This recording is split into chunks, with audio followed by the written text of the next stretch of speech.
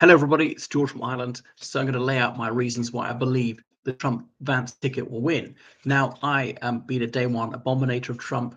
I recognize that he's a dangerous demagogue. He's absolutely vile. He expectorates odium all the time. He's a pathological liar. He's utterly shameless. The Pinocchio politics. You need to read my book about him, 20,000 Lies. So he is also imbecilic. He is deranged. He is something, well, something, probably a better word, who jeopardizes the entire world. So he's very, very bad news. Now, much as though I loathe Kamala Harris, I think she's not as bad as him. Trump, I agree with on only one issue, and that is he wants to save children. Anyway, but that's why I think that Trump will win. And that's probably unfortunate. I have to balance the fact that Kamala Harris supports the murder of children with the fact that she's right on almost everything else. And will that actually save more lives, her being in office? And it probably will. But as I say, if I was an American, I probably would have voted for the Reform Party. But Trump's going to win because he's ahead in most of the polls. And it's about 2%, so about the margin of error. Democrats usually have difficulty translating their support in the polls into people actually voting. Then Trump's also ahead in most of those swing states, like about 8 of them, say 6 of the 8. Obviously, it depends which poll you look at, and it varies from day to day. And there are only 99 days to polling day. So Kamala Harris is going to do a lot of catching up. And she's probably at her peak right now, because that's what happens when you announce, and it's virtually certain she's going to get the nomination. A lot will depend on who her vice presidential pick is.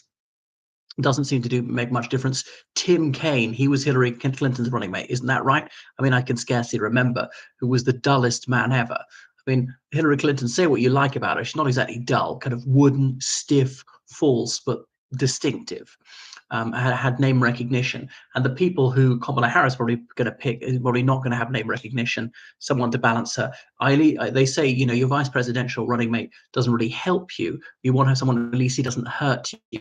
Although JD Vance, people are saying that he's damaging Trump's brand, which I think is largely false. He is somewhat, in some ways, by being actually firm, tough in defending children's rights. Too tough for most Americans' taste. But I think maybe with the Christian evangelicals, yes. With militarists, yes. Appeals to them. Economic populists, the anti-immigration lobby. He ticks all those boxes. Coming from a working class family in Appalachia, and being young, so I think those aren't really liabilities. They're actually slight assets for the Trump camp. So vile though Trump is, I think he's going to win. And his anti-environmentalism and his anti-intellectualism, and his xenophobia, his scapegoating immigrants, and his argument that the poorest people in America have too much money, that plays well with a large segment of the American population. So some people are willfully purblind, or just stupid. A lot of them will vote minus on the Democrat side, or imbecility on their side. But I think Trump is going to win, for all sorts of reasons, and they're really fired up his base. And these the convictions in court, I thought would damage him, don't seem to have dented support for him at all. Him being shot in the ear, he couldn't have written the script better. And no, I'm not one of those wacko conspiracy theorists who think he planned it. That came within about a centimeter of killing him. Although admittedly you can survive being shot in the brain. It was Gabrielle Giffords, the Arizona Democratic Congresswoman, was about 2009, who was shot in the brain and survived, and is actually largely recovered. But anyway, it might have killed him, if not left him so badly brain damaged he would have just been out of the race. But that really was a gift to his campaign. So that's why I think they're sort of turbocharged. And okay, there's been a lot of money for Kamala Harris, and they normally win. So I think she's going to win. I'm not quite as sure as I was before. I mean, sure would have been too strong a word. I give it a 60% chance now. I was giving it a 65% chance because Kamala Harris has had quite a good start, better than I thought actually. And but remember, she had dreadful approval ratings, even lower than Joe Biden, which is why I didn't think the Democrats were going to go for her. When there were some concerns, the Democrats were trying to say this sotto voce for about 3 years, but who else? That Kamala Harris was a non-starter for them, but they've gone for her, the blatant one.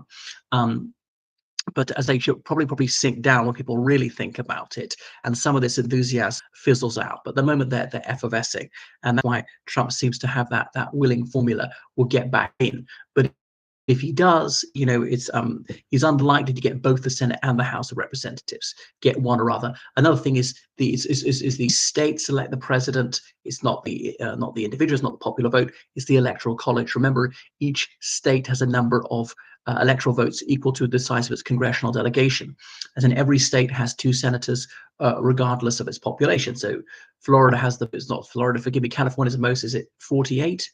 And then the really small ones in population, they'll have 2 senators regardless of population. But when it comes to House of Representatives, is sort of digressively proportional.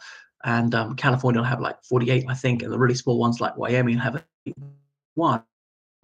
So 1 representative for Wyoming plus 2 senators, that's 3. So 3 electoral votes. The states which are tiny in population, they've all got 3 electoral votes, and those tend to be Republican voting. North Dakota, South Dakota, Alaska, a few more.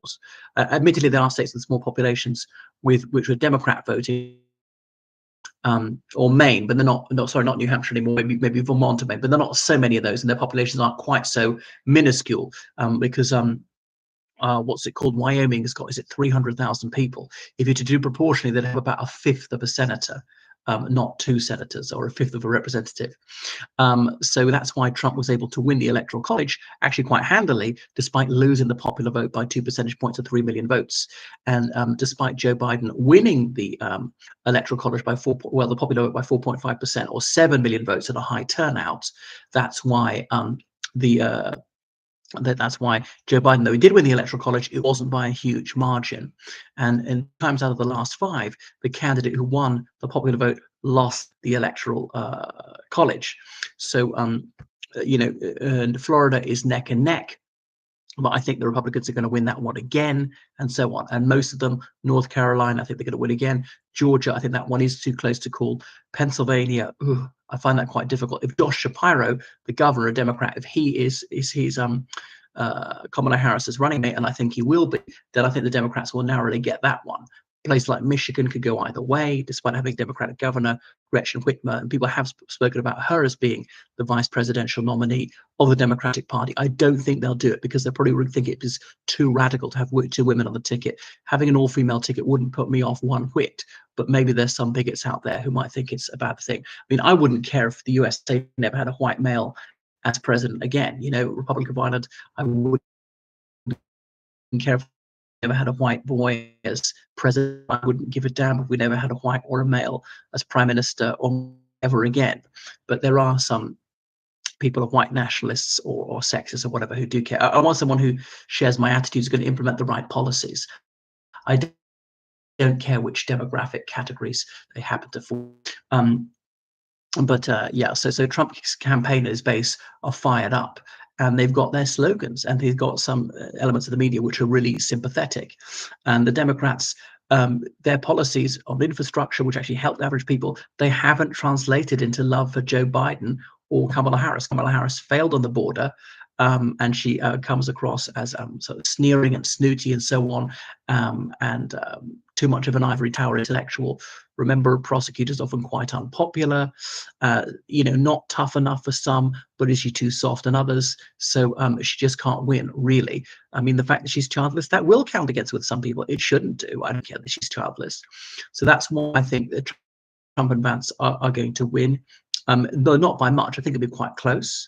They may well lose a popular vote. I think they'll win actually, but maybe only by 1 percentage point. And I think they'll win the Electoral College. But again, Nelly, what do you think? Is my reasoning? Is it specious? Goodbye then.